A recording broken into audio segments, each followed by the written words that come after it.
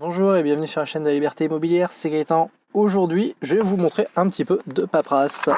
Alors, qu'est-ce que c'est que ce papier? En fait, c'est le document que vous retourne votre banque une fois que votre crédit est accepté, qu'il a été validé de leur côté totalement. Et donc, vous recevez une magnifique enveloppe, suivant la durée de votre prêt, le montant et tout ça, elle va être plus ou moins grosse. Pour mon premier crédit, l'enveloppe était pas très grosse parce que j'ai fait un emprunt pas très grand et sur 20 ans, du coup, il y avait assez peu de feuilles. Le deuxième, l'emprunt était plus conséquent, sur 25 ans, du coup, ça fait vraiment beaucoup de feuilles. Alors là, ce que je vous montre, c'est uniquement ma partie à moi. Parce que, bien entendu, il y a toute la partie à retourner à la banque pour certifier que vous avez tout lu, tout compris. Donc, vous devez paraffer absolument toutes les pages. Et donc, moi, le nombre de pages que j'ai là, donc je sais absolument pas combien il y en a, il doit y en avoir... Là, c'est pas écrit sur la fin, vu que tout est séparé. Mais il doit y en avoir, je pense, une bonne soixantaine recto verso. Donc, imaginez que vous recevez ça, x2, plus quelques feuilles attenantes à côté, une fois que votre crédit est validé. Alors, quand vous recevez ce papier-là, en général, la première chose que vous avez à faire, c'est de prévenir votre courtier pour dire, votre courtier pour dire que c'est bon, tout est arrivé si vous êtes passé par un courtier, mais surtout votre notaire pour lui dire que c'est bon, votre crédit est validé, vous avez les documents. Sur la première page, c'était sur la première page du document original. Donc là-dessus, je ne pourrais pas vous le montrer, mais normalement, dans le cadre qui est en plein milieu de la feuille, donc là-dessus, il n'y a pas grand-chose à vous montrer, mais là, normalement, ici, dans le cadre du milieu, vous avez toutes les informations qui vont vous aider à remplir la suite du document. Donc vous allez voir la date à laquelle il a été imprimé, la date à laquelle il est parti, et la date à laquelle vous devez le renvoyer. J'entends par là que vous aviez initialement un délai de 10 jours quand vous avez signé votre compromis de vente pour vous rétracter. Au moment où vous recevez votre crédit, c'est pareil, vous avez un délai de 10 jours pour finalement le refuser et chercher éventuellement un autre crédit. Passé ce délai de 10 jours, vous devez le retourner à votre banque, entièrement signé, paraphé, daté. Enfin bref, c'est vraiment la galère.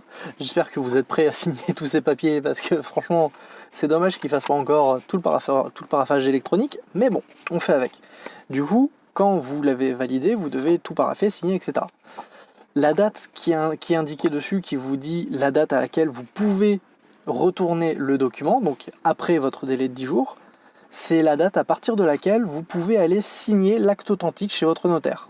Donc le jour où vous recevez ce courrier, à moins que vraiment vous ayez changé d'avis, changé d'avis, que vous ne vouliez plus voir votre banque ou que vous voulez en changer ou je ne sais quoi, si pour vous tout est bon, vous savez que vous allez l'envoyer, appelez immédiatement votre notaire pour lui dire j'ai reçu le courrier de la banque, à partir de dans 10 jours, donc à telle date, je peux venir signer l'acte authentique et quand est-ce qu'on peut prévoir un rendez-vous.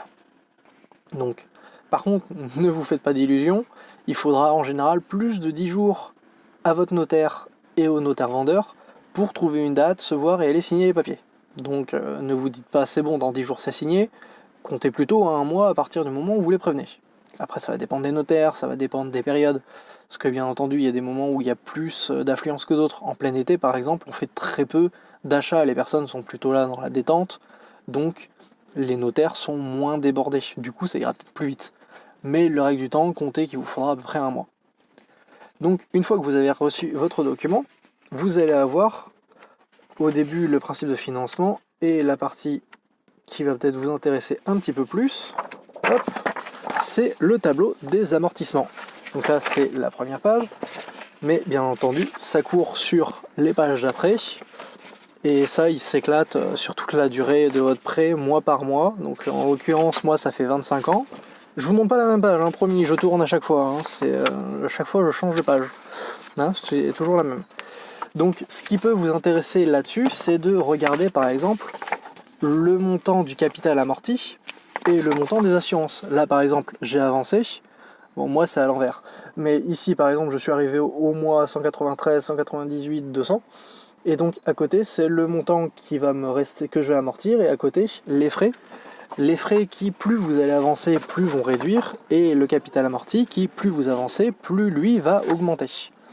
Donc c'est un point important, surtout si vous faites du LMNP, vu que le capital amorti, vous pouvez le déduire de vos charges, c'est quelque chose que vous devrez prendre en compte pour savoir à partir de quel moment vous risquez de devoir payer des impôts. Ça c'est autre chose, c'est plus assujetti donc sur la partie LMNP. Et encore une fois, comme je vous l'ai dit dans une précédente vidéo, si vous voulez faire du LMNP ou quelque chose d'un peu plus poussé que juste de la location nue classique, vraiment, prenez-vous un comptable. Ça, j'ai déjà dit dans une vidéo, je reviens pas dessus. Bref. Donc ça, c'était juste le petit papier de la banque. Il y a vraiment une bonne partie. Et toute la fin, bien entendu, c'est toute la partie avec les assurances, comment ça marche, ce genre de choses. En plus de cette partie-là, vous allez recevoir des feuilles de déblocage des fonds. Donc ça va dépendre bien entendu de ce que vous avez négocié lors de votre passage avec le banquier. Moi par exemple, ce qui était compris dedans, c'est qu'ils allaient me payer les frais de notaire et les travaux. Donc j'ai plus d'argent que uniquement le prix de l'appartement, ce qui fait que j'ai des documents sur lesquels je dois faire des demandes de fonds. Le document, c'est juste le numéro du prêt sur lequel vous voulez débloquer si jamais vous en avez plusieurs en parallèle, le montant que vous voulez débloquer et comment vous voulez obtenir l'argent. Donc de base, vous avez en général deux solutions, c'est soit vous virez directement l'argent sur le compte du notaire, soit vous le virez sur le compte bancaire qui est rattaché au crédit. Donc en l'occurrence sur mon compte que j'ai dans la banque là qui m'a prêté l'argent.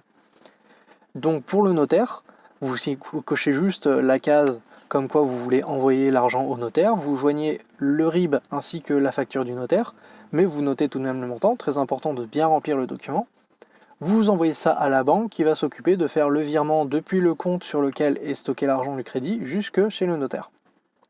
Ensuite, pour tout ce qui va être travaux, eh bien là j'ai un acompte à faire, du coup je fais une demande à ma banque pour retirer l'argent de ce compte sur lequel est le crédit, de sorte à ce qu'il arrive sur mon compte, et une fois qu'il sera sur mon compte, je n'aurai plus qu'à faire une demande de virement classique vers le compte de l'artisan qui va réaliser les travaux chez moi. Donc voilà à peu près tout ce qui va être compris dans cette pile de documents que vous allez recevoir. Certaines feuilles sont en quantité limitée, notamment le nombre de demandes de déblocage de fonds, vous en avez qu'un certain nombre, donc il faudra peut-être éventuellement les scanner et en réimprimer d'autres si vous pensez en avoir besoin de plus. En théorie, vous devriez en avoir assez. Maintenant, en pratique, il suffit qu'une fois vous n'en ayez pas assez, n'hésitez pas à en imprimer d'avance. J'espère que cette vidéo vous aura plu. Si c'est le cas, n'hésitez pas à laisser un pouce bleu, un commentaire si vous avez la moindre question, si vous voulez que je détaille plus une autre partie éventuellement du process. En attendant, moi je vous dis à bientôt dans une prochaine vidéo. Allez, à ciao!